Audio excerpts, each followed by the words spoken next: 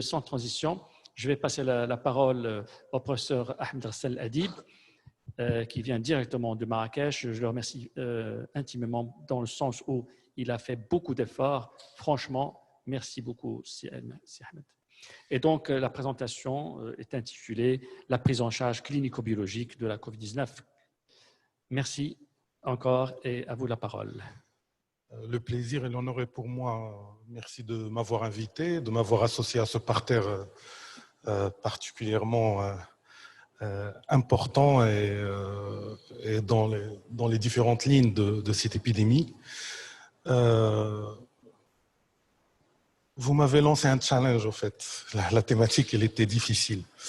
Et ça m'a demandé beaucoup de temps pour adapter par rapport à la thématique de la prise en charge du Covid clinico-biologique et à l'arrivée de la grippe et des éventuels virus qui vont arriver. Et c'était difficile, donc mea culpa. J'ai essayé de faire du mieux que je peux sur le plan scientifique, mais je vais commencer la présentation en m'appuyant sur notre expertise, parce qu'on a pas mal d'expertise et vous allez le voir dans ma présentation, et à travers toute la lecture scientifique qui est solide et vérifiée. Donc, je vais, si vous permettez, commencer par rappeler la maladie. Alors, Dr Lioubi, il a parlé, et je le remercie énormément pour sa présentation, l'atteinte virale, il y a 75% d'asymptomatiques. Là, ce que je vous montre sur ce diagramme, c'est les symptomatiques. Les symptomatiques, ils vont constituer 25%. Dans ces 25%, il y a des patients qui vont présenter des syndromes bénins, plus graves et plus graves, en proportion de 80% de modérés, 15% de formes plus sévères, c'est ce que on appelle la forme pneumonique, et 5% de la forme la plus grave de l'orage cytokinique. Comme vous le voyez, alors, dès le départ de la symptomatologie, c'est plutôt la phase virale qui va durer environ 7 jours, et ça va évoluer chez certains vers la phase pneumonique, où c'est les signes respiratoires qui sont les plus marquants. Et puis, au bout de 3 à 4 jours, en fonction du terrain du patient, ça va évoluer vers un orage cytokinique. Je vais expliquer la physiopathologie par la suite. Au fait, je vais faire mon prisme de réanimateur et je vais essayer d'élargir par la suite à la première ligne pour essayer de répondre. Donc, et sur les 3 formes, il y a de la symptomatologie particulière pour chaque forme, et puis il y a des bilans biologiques qui vont s'aggraver progressivement et des particularités biologiques pour chaque forme. Alors, ça nous amène à un résumé physiopathologique. Donc, le virus, il arrive, il contamine, il peut entraîner des asymptomatiques ou bien peu de symptômes. Ça ne marche pas là. J'essaie de faire passer.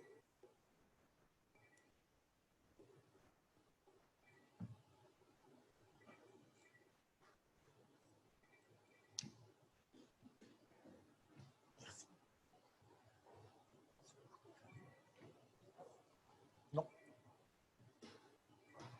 Ah voilà, c'est bon.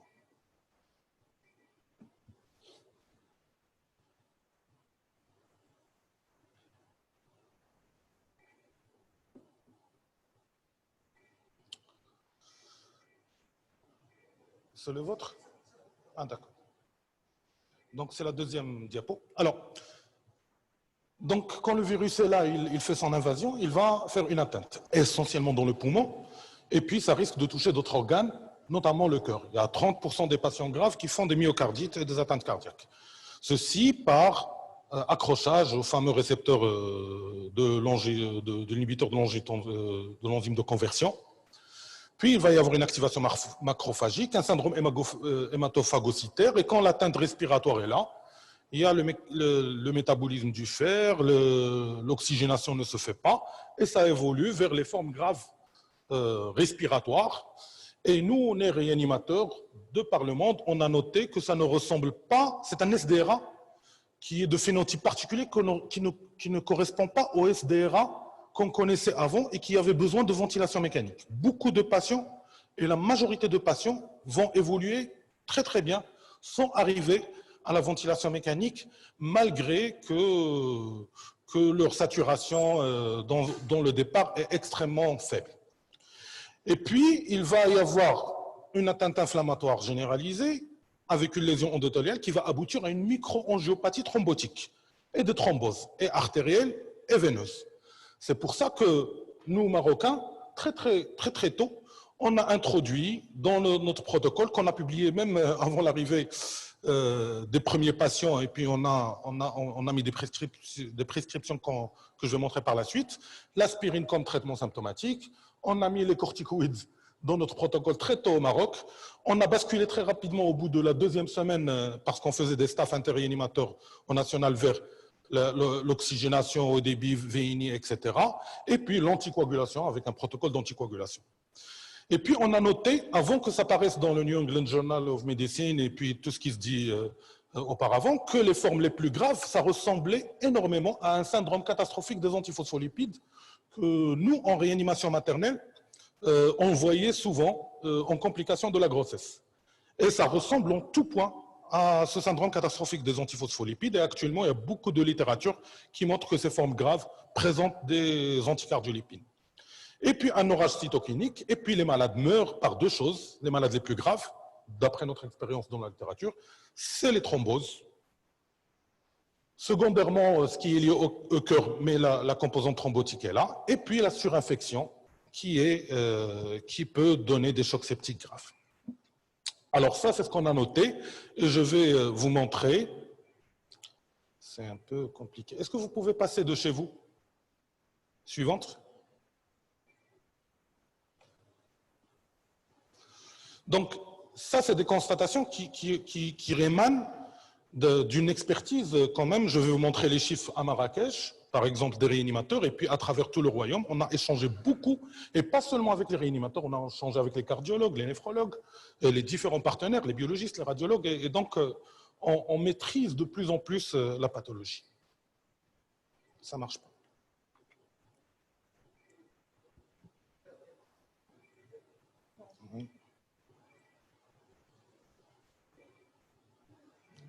Est-ce que vous pouvez passer de chez vous?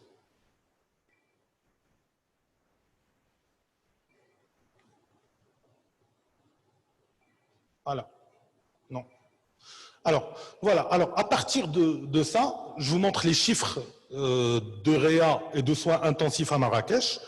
Et je profite d'ailleurs, vous voyez la photo, pour rendre un vibrant hommage, que ce soit à nos équipes de médecins et d'infirmiers de notre département, mais tous nos collaborateurs, les autres, que ce soit du CHU ou de la région, les radiologues, les biologistes, on a un laboratoire de biologie phénoménal, et puis tous les collègues, tous les professionnels de la santé et du soutien qui ont travaillé corps et âme avec citoyenneté et abnégation dans ce passage-là. Donc, durant la première vague, nous, on l'a appelée première vague parce qu'en réanimation, on a vraiment vécu une première vague et une deuxième vague. Il y avait une accalmie entre-temps, même si forcément c'est la troisième phase qui est actuelle. Donc, la première vague, on avait 77 patients en réa. Sur une étude que je vais montrer par la suite, où il y avait 55 patients analysés, on avait analysé les détails, il y avait 43% de mortalité. Sur la deuxième vague, ben maintenant, on a, sur les chiffres du 24 juillet au 10 septembre, on a transformé l'hôpital Bnotofeil en grand hôpital de soins intensifs, et on a d'autres services de réa dans notre hôpital. Ça nous fait 5 réanimations avec 50 lits de réanimation. Ça nous fait le chapiteau avec 100 lits de soins intensifs, c'est tous des malades sous oxygène, et ça nous fait 60 lits dans les étages, qui sont des lits de soins intensifs aussi, qui sont plutôt des postes réa. Donc, jusqu'au 10 septembre, il y avait 396 admissions en réanimation, avec un taux de mortalité de 45%. Et si vous vous rappelez des chiffres internationaux, on est extrêmement respectable, vraiment. New York, c'est 88% chez les ventilés mécaniques et 60% de mortalité. En soins intensifs, 165 admissions et juste 5% de mortalité. Vous imaginez que ces chapiteaux et ces soins intensifs rendent énormément de services. Même des malades qui sont sévères, sous oxygène, c'est seulement 5% de mortalité. Et la mortalité globale des malades sévères et graves, c'est 30%. Quand on s'intéresse à une population particulière qui sont les femmes enceintes graves, on a eu 16 femmes graves, 2 décès, ça fait 12% de mortalité. Et puis chez les enfants, c'est encore beaucoup moins, 0 enfant admis en réanimation et 0 décès. Donc ça va revenir dans mes réflexions ultérieures pour poser la problématique. Alors si on voit le profil à partir de la publication qui est très citée dans la littérature, parce qu'on a analysé avec l'équipe d'immunologie les populations lymphocytaires, leur profil, c'est comme a dit Dr Lioubi, âge 59 ans de moyenne. C'est volontiers des hypertendus, des diabétiques, des coronariens et des insuffisants rénaux chroniques. C'est les premières comorbidités. Les symptômes, c'est volontiers des signes respiratoires, de la fièvre, mais il y a aussi des signes digestifs. Sur le plan biologique, c'est ce qui est décrit dans la littérature, la lymphopénie, les dédimères, la maladie thromboembolique, la ferriténémie LDH et CRP, qui est le signe de l'orage cytokinique. Et puis sur le plan scanographique, une grande majorité qui ont des lésions en pourcentage au niveau du scanner qui sont supérieurs à 50%. Pour la femme enceinte, alors j'ai eu la chance de travailler beaucoup sur le H1N1. Notre service, le nôtre, était réservé à H1N1. On avait beaucoup plus de malades durant la période H1N1 et c'était beaucoup plus mortel. Donc la grippe, c'est un élément important. Mais dès la première patiente qui a été hospitalisée chez nous, Covid, on a publié un article avec les détails, avec une proposition de management aussi qui est très citée dans la littérature et qui est utilisée un petit peu partout pour la prise en charge. C'est vrai qu'il y a eu 2 décès, mais on a eu des patientes graves qui ont dépassé 90% de lésions scanner et un état inflammatoire particulier, sauf que l'état inflammatoire chez les femmes enceintes est moins que dans la population générale et qui s'en ont sortis indemnes très très bien. Alors, pour revenir à la symptomatologie clinique, et c'est là la problématique, ce qui va se poser, cette maladie Covid, il a un polymorphisme clinique et énormément de phénotypes. Et notamment, ce qui a été décrit dans la littérature, des signes neurologiques particuliers, les signes dermatologiques, et puis plus de 70%, ça a été bien précisé par Dr Lioubi, 60% qui vont faire de l'anosmie et la gueusie. Il y a une synthèse qui a été faite en France sur les tableaux cliniques, et donc on a dans la population générale, surtout l'asthénie et la myalgie de façon marquée, les céphalées, et puis l'anosmie et la gueusie. Et donc, c'est des éléments assez spécifiques pour la Covid qui vont orienter quand on aura d'autres virus qui vont arriver. Chez les personnes âgées, c'est volontiers des signes neurologiques et des troubles cognitifs, avec des signes digestifs tels que la diarrhée. Chez les enfants, c'est beaucoup plus des fièvres isolées pour les plus jeunes, c'est tout. Et puis, chez les patients gravissimes, ben, on va avoir la détresse respiratoire, mais également des signes cardiaques. Un article qui a été publié il y a moins d'un mois et qui va être publié officiellement très prochainement, ils ont pris toute la littérature concernant SARS-CoV-2, l'influenza, MERS et le SARS-CoV-1. Ils ont fait une modélisation. Quelle est la symptomatologie de cette pathologie-là? Concernant la Covid, c'est plutôt un cheminement qui va du non-symptôme à la fièvre comme premier symptôme, puis la toux, puis s'ajoutent les myalgies et une sorte d'angine, puis les signes digestifs supérieurs, puis la diarrhée comme signe digestif inférieur. Et quand on va comparer les trois, je ne vais pas parler des autres coronavirus, mais je vais directement aller à l'influenza par rapport, et ça pourrait être quelque chose qui pourrait permettre une orientation, c'est que le cheminement fièvre-toux chez les Covid est inversé chez les grippes, les grippes, où dans la grippe, ça commence par la toux et puis par la fièvre. Quelle valeur ça a dans l'avenir? C'est un élément à discuter et ça pourrait être un élément d'orientation en tout cas. J'ai pris la permission du professeur Dendan de la réanimation médicale ici à Rabat qui ont fait des études concernant les malades graves qui arrivent en réanimation et quel type de virus ils sont retrouvés. Ça, c'était en 2018, avant l'arrivée de CoV-1. Ben, on remarque que les cas graves d'infection virale, c'est dans 40% des cas de la grippe A, H1N1 en premier lieu, et puis les autres vont venir. Ce qui fait que cette étude nous montre que ça serait très très intéressant que dorénavant, dans les malades de réanimation, il faudrait qu'on fasse un screening pour pouvoir identifier quand est-ce que va arriver la grippe et quel type de grippe va arriver. Une autre étude aussi à Rabat, ça concerne plusieurs services qui s'est déroulée pendant l'épidémie H1N1 en 2009 et concernant la grippe A. Et bien ça, c'est sur le plan anamnestique extrêmement important puisqu'on remarque que la grippe A, c'est volontiers des patients jeunes, 25 ans d'âge de moyen. Les facteurs de risque, c'est plutôt l'asthme, chose qu'on ne retrouve pas dans la Covid-1, l'obésité et les communes, et la femme enceinte.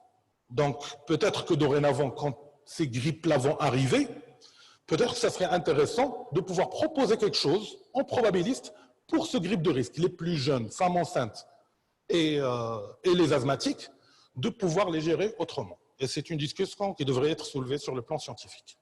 Et puis la mortalité chez ces malades-là, c'est quand même 30%. Donc la grippe aussi peut présenter cette mortalité. Maintenant, l'imagerie. L'imagerie, donc tout le monde connaît que c'est une spécificité très importante. Et dans la Covid, on va avoir essentiellement les signes de verre poli. Et la gravité qu'on a remarquée, c'est essentiellement l'étendue des lésions et puis la présence de condensation. Quand on a de la présence de condensation et des lésions qui sont supérieures à 50%, c'est des malades sévères. Ça peut il faut faire attention, que ce soit sur le plan prise en charge, que ce soit sur le plan orientation.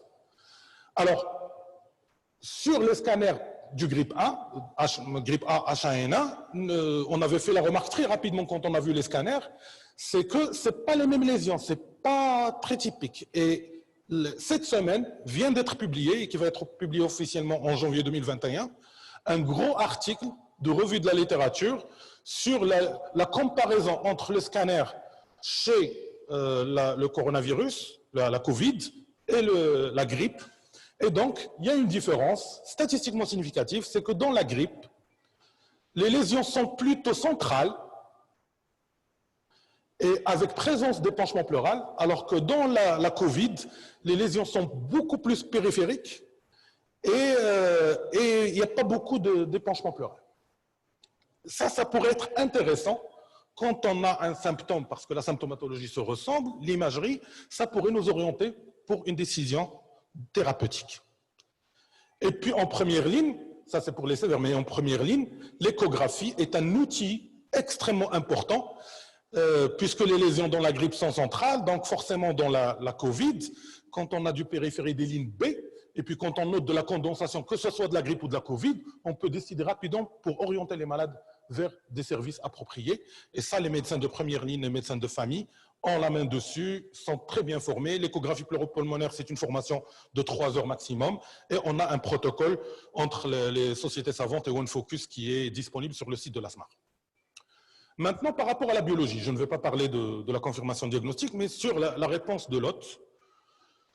Alors, beaucoup d'anomalies qui sont spécifiques à la Covid, mais qui se ressemblent beaucoup à la grippe, c'est la même chose. Donc la lymphopénie, mais qui est plus marquée quand il est inférieur à 1000. Les transaminases, la CRP, tout ce qui est inflammatoire, LDH, CRP, ferritinémie, quand il y a une atteinte cardiaque dans 30% des cas graves, c'est les troponines et la pro-BNP. Et la différence, c'est que la procalcitonine, qui est un marqueur bactérien, il est normal. Ces marqueurs, certains sont reliés, vu la gravité, la lymphopénie très marquée, ou bien son évolution, la LDH, les signes d'irrorage cytokinique quand elles sont là, il faut orienter ces malades vers des services de soins intensifs. Je viens de parler de la procalcitonine, parce qu'il n'y aura pas que des infections respiratoires durant la saison hivernale virale, mais il pourrait y avoir des infections bactériennes, et ça, d'emblée, aux urgences, un automate, on peut faire la procalcitonine, on sait d'emblée, ce n'est pas bactérien, c'est plutôt viral. Et donc, ça, c'est un élément très intéressant à tenir en compte dans les prochains mois. Comme j'ai dit, on a remarqué qu'il y a une association très, très importante de co-infections. Et dans certains pays, l'antibiothérapie de première ligne empirique est utilisée largement. Je donne l'exemple de l'azithromycine. Ça trouve c'est raisonnable, parce que dans une étude qui a été publiée il y a 3 jours, celle-là, dans un service de réanimation français, alors notez que c'est 49% de mortalité chez eux, 43% chez nous. Donc, c'est respectable, comme je disais tout à l'heure. Alors, les microbes associés à la Covid, c'est essentiellement des communautaires, staphylocoques, pneumocoques, Haemophilus influenza, de loin. Et après, les entérobactéries Escherichia coli, qui sont tous des germes a priori sensibles à de l'azithromycine, à de l'antibiothérapie à large spectre simple. La grippe aussi, dans une étude ancienne, elle aussi, il y a plus de 25% chez les patients graves de co-infection, et c'est toujours les mêmes germes. Donc peut-être qu'un traitement probabiliste antibiotique, c'est à la discussion, chez ces patients-là, notamment les plus sévères, est une indication appropriée. Donc, pour ne pas rentrer à l'ASMAR et à la CMMU, on a fait des protocoles sur l'orientation des patients, comment définir les malades graves. On a utilisé un Early Warning Score, où est-ce qu'on va emmener le malade en réa, en soins intensifs, qui va hospitaliser, qu'on voit à domicile. Vous avez tout ça sur les sites de la SMMU et la SMAR, et vous avez le temps de le lire. On a même des prescriptions toutes faites, validées scientifiquement par les sociétés savantes. Alors, il y a un point intéressant, les corticoïdes, j'ai dit dès le départ on l'a fait, et pareil, dans les formes graves de grippe, donc si on n'est jamais confronté à la grippe, c'est pareil, la corticothérapie réduit la mortalité de façon importante. Et donc c'est le même protocole pour les malades graves. L'anticoagulation, c'est pareil, on a un protocole pour ça, et puis on a proposé quelque chose pour la première ligne, qui est basé sur ce qui a été dit par la mise à jour du protocole ministériel, le traitement précoce, immédiat, quel que soit devant toute suspicion, avant le résultat de la PCR. C'est un élément important et un message important à lancer. Maintenant, dans la grippe, dans la H1N1, il a été prouvé scientifiquement que le Tamiflu, l'océtalmivir, réduisait la mortalité, qui était un médicament efficace. Et actuellement, dans certains pays, notamment asiatiques, où la grippe est déjà passée, dans leur protocole de prise en charge de la Covid, l'océtalmivir est un médicament de première intention. Et donc, peut-être ça aussi, c'est une question qu'il faudra soulever. Si on a une surveillance épidémique et on voit que la grippe est en train d'arriver, peut-être qu'il faudra rajouter le Tamiflu dans la prescription empirique de première intention. Donc voilà, la situation est que nous sommes convoyés sur cette courbe. La courbe rouge, c'est l'exemple de la France. La courbe verte, c'est l'exemple de la Suède. La courbe bleue, c'est ce qui s'est passé au Maroc parce qu'il y a eu un problème au cours du déconfinement. Et donc, puisque ces courbes sont là, et comme vous le voyez, nous devons s'attendre à ce que ce coronavirus va rester avec nous pendant longtemps et ça va durer minimum au-delà de mars. Donc, il faudra qu'on fasse avec. Quand on a à chaque fois où il y a un pic ou une vague, notre système de santé, il est dépassé, il bascule vers la Covid et d'autres malades risquent de ne pas trouver la place et la prise en charge adéquate.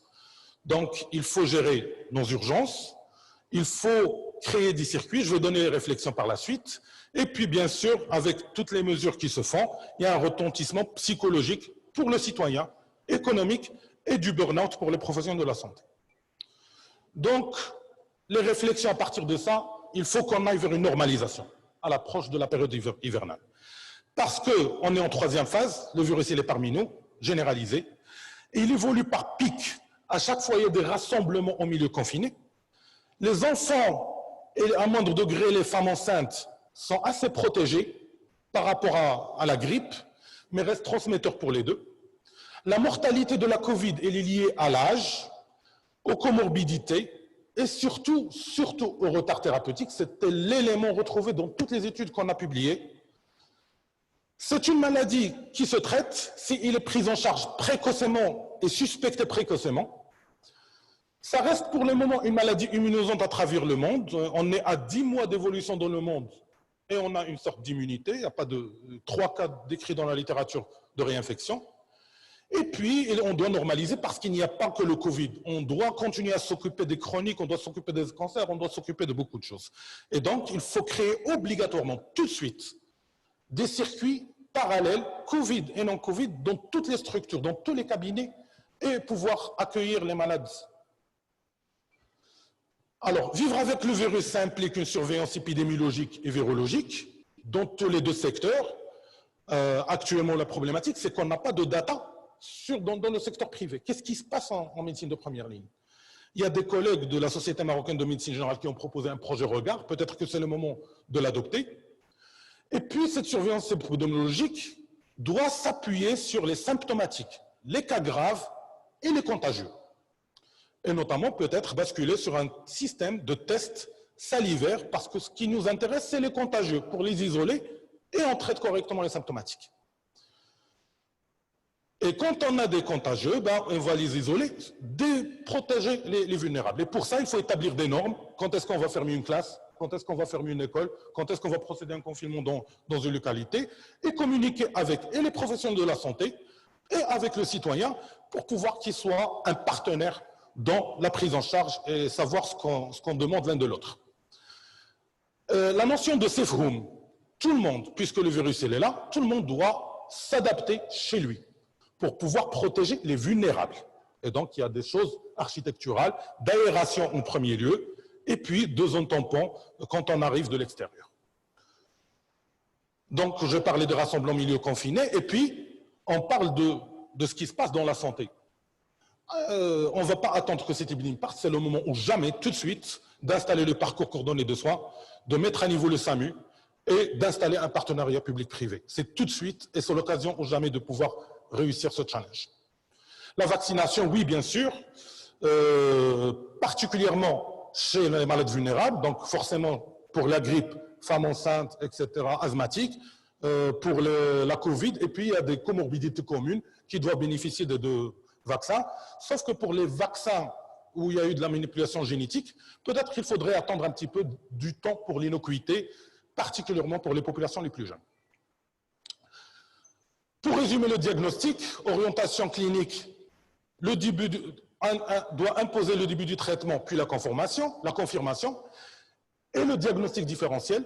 Pour la confirmation PCR salivaire, il faut attendre rapidement qu'on ait des tests antigéniques salivaires. Le testing syndromique par PCR multiplex va servir surtout pour une surveillance épidémiologique pour les malades les plus sévères. Les tests sérologiques rapides vont être très rapides pour les malades qui arrivent tard. Un test sérologique va faire le diagnostic. Au-delà du jour, les malades les plus graves, et puis ça va nous permettre de surveiller l'immunité de la population. Et puis le scanner et l'échographie chez les généralistes est un élément d'orientation diagnostique importante. On peut traiter juste sur ça.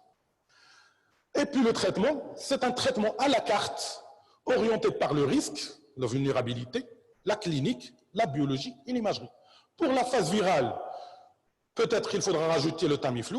Les antibiotiques ont leur place, notamment l'hydroxychloroquine qui s'est révélée safe. Il n'y a pas besoin de rentrer dans une polémique supplémentaire. Et au Maroc, elle a fait ses preuves. La phase pneumonique, en soins intensifs, il y a des choses qu'il faut rajouter. Et puis, par la phase inflammatoire, il y a des choses spécifiques à la réanimation qu'on maîtrise bien, nous. Donc, je finis par la phrase très, très intéressante de mon ami Saïd Jidan, qui est un médecin urgentiste, qui a publié ça en édito des annales marocaines de médecine d'urgence qui contiennent le protocole. Il a dit « L'épidémie nous rappelle que nous sommes tous dans le même bateau et que nous en sortirons qu'ensemble. Le désir de survie éveille ainsi une forme élémentaire de conscience citoyenne. Nous ne pouvons faire face à la pandémie que collectivement. Mais le comportement de chacun est primordial, car chacun est tributaire des autres. Cela s'appelle une société, mais cette dernière ne peut faire face à ce chaos sans la science, qui ressurgit pour fournir la véritable base rationnelle de l'action de l'homme, pour nous montrer que la puissance doit être proportionnée à la connaissance. Et donc, on a tout à faire sur la connaissance. Il faut que la science soit écoutée, analysée, rationalisée, et puis qu'il soit communiqué entre professionnels et communiqué avec la population pour qu'il y ait un vrai partenariat, un vrai challenge. Et c'est dans cette perspective qu'on a publié dernièrement, moi, Dr Cohen et professeur Bliamani, un livre sur la communication en situation de crise. Je pense que ça pourrait servir beaucoup d'entre vous. Il est accessible sur le site de l'ASMAR et je vous remercie.